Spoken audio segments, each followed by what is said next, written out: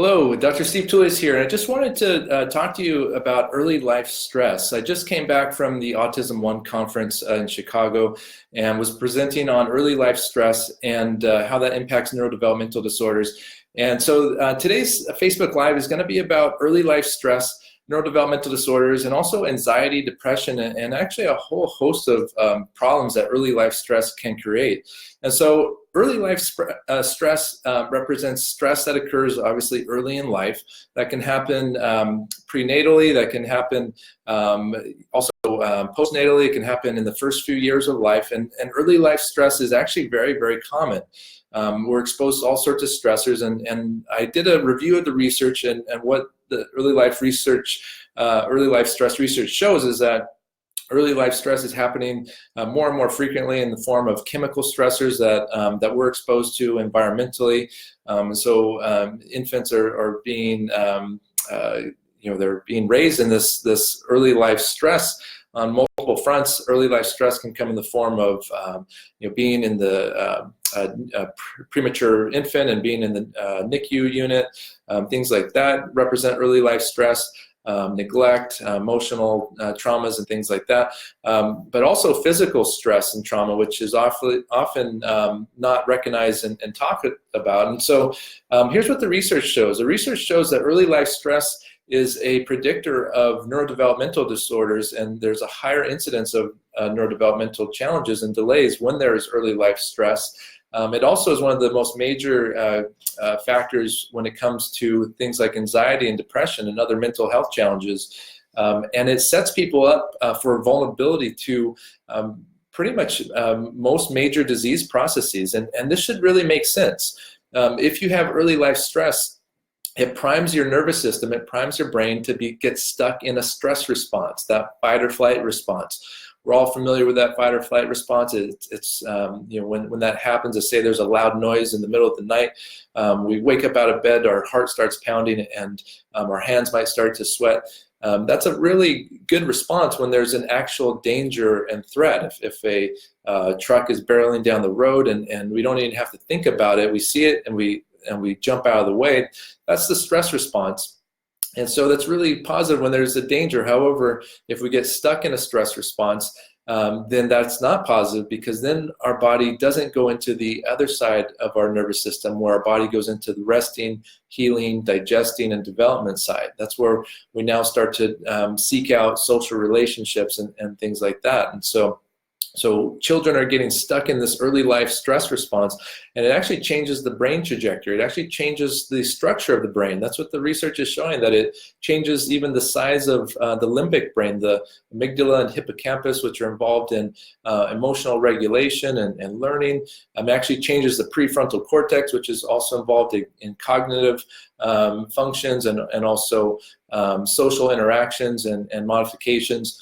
And so early life stress is a very serious situation that needs to be talked about and addressed, and is really only being talked about primarily in the research community, and the public isn't gaining access to this information.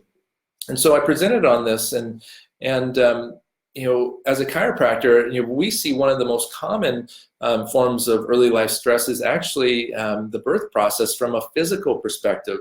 A child in utero can be stuck in different positions. It affects the stress on the spine and their nervous system just from a positional standpoint, but then the birth process, even under the best conditions, represents approximately 60 pounds of traction on that child's head and spine.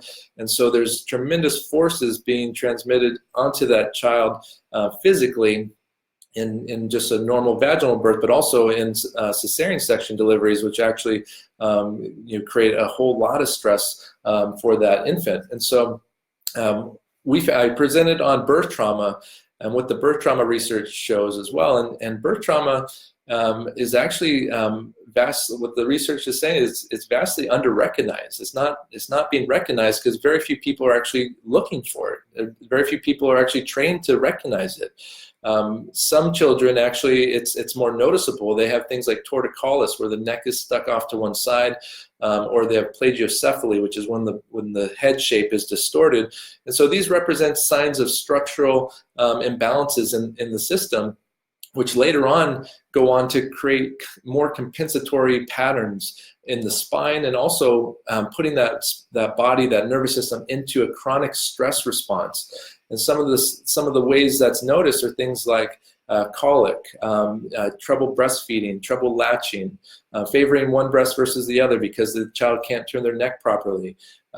We see then developmental delays because the brain is dependent upon proper movement of the spine to feed the brain, to give it the proper information so it can then organize itself into higher levels of brain development. And so we'll see issues with delays in rolling over. We'll see delays with sitting up. We'll see delays with standing, walking, talking, all these different delays that can be linked back to early life stress. And as I mentioned, physical trauma, physical stress actually represents, in my opinion, one of the most common stressors that's not being talked about or recognized. And so as a chiropractor, what we do is we simply do very gentle adjustments to the spine. It actually uses sometimes just the light tapping, the light force, just to gently take the pressure off of that nervous system, allow that system to get back into balance, and allow that child and brain to get into the proper trajectory of brain development. And when we do that, we see phenomenal changes. We see changes with things like colic. We see changes with latching and breastfeeding issues. We see changes for a child with developmental challenges. We see changes where they now are able to roll over. They're able to advance in their crawling, walking, and even talking. We see in our office, we see many children with various neurodevelopmental challenges who are stuck in a state of neurological stress. And as we release that, we see them get unstuck. We see them start to express better communication, better eye contact. And it should make sense, why a child, and in fact, the research shows this, children with autism and children, and actually adults with autism have an altered autonomic nervous system response. The latest research shows that they have an altered heart rate variability, which is a measurement of their autonomic system, that fight or flight system versus resting, healing, digesting. Heart rate variability is the gold standard for measuring that in healthcare and in research, and it's actually what we use here in our office, one of the measurements that we use. And so these children, if you're in fight or flight, you're not going to be very interested in making social connections. Physiologically, they believe that they're in danger, and so that's why they're constantly scanning their environment. Their eye contact is all over the place, looking to see if they're safe. That's why transitions are hard. They need and crave predictability because they're unsure of their environment. Their brain and their whole life experience has been one of stress many times, and so they are not secure, and they're looking for security, and they do that by trying to control their environment. That's why they're very rigid. That's why many children really like numbers and letters and lining objects up, and because there's lots of stability and security in that and creating that environment for themselves. And so as we start to remove that stress and allow a child to get into more optimal stages of neurological function, now they go into a state of ease. They can get out of fight or flight stress, and they can begin to get into higher levels of brain development, which then goes into social development, language development, those sorts of things, and better digestive function, because when we're in fight or flight, the body takes more of the blood flow away from places like the prefrontal cortex, sends it to the reptilian brain areas, and then also sends it away from the digestive organs to the muscles so that the body can run or fight.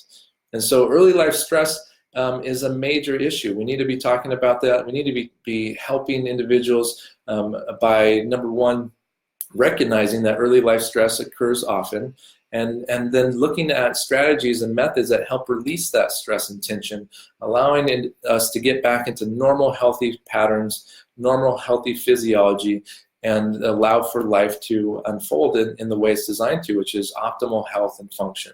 And so I hope you've enjoyed this message and learned something new today. And if you have, please like, share, and comment. Help other people, individuals out there, understand that early life stress is common. And if you have a child who's having signs of stress, they had a difficult birth, they're having lots of these different challenges, or you yourself are having challenges with things like anxiety, depression, or other situations, realize that your nervous system may very well be locked in a state of fight or flight physiology, and we need to help you get out of that state, get you into normal physiology, normal healthy nervous system function, and then life begins to improve. And so thanks for watching, thanks for sharing, and I look forward to hearing your comments. Take care.